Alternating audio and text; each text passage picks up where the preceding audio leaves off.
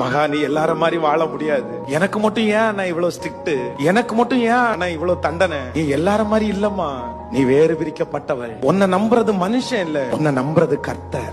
ஆண்டவர் சொல்றாரு, உன்னை ஒரு பெரிய காரியத்துக்காக நான் நம்புறேன், ஒரு பெரிய விஷனுக்காக நான் உன்னை நம்புறேன். ஆனா சாதாரணமான இந்த மண்ணுக்காக நான் கொடுக்க போகிற மாணிக்கத்தை விட்டுறாதப்பா.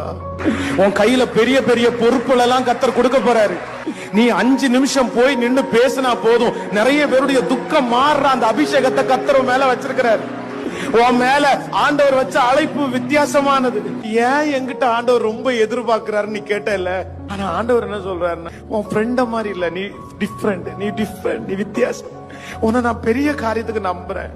உன் மேல நான் வச்ச திட்டம் ரொம்ப பெருசு, உன்னை கொண்டு நான் செய்ய போறது ரொம்ப பெருசு, உன்னை உயர்ந்த இடத்துல உட்கார வைக்கிறதுக்கு நான் நினைக்கிறேன். அதனாலதான் உன்கிட்ட நான் ரொம்ப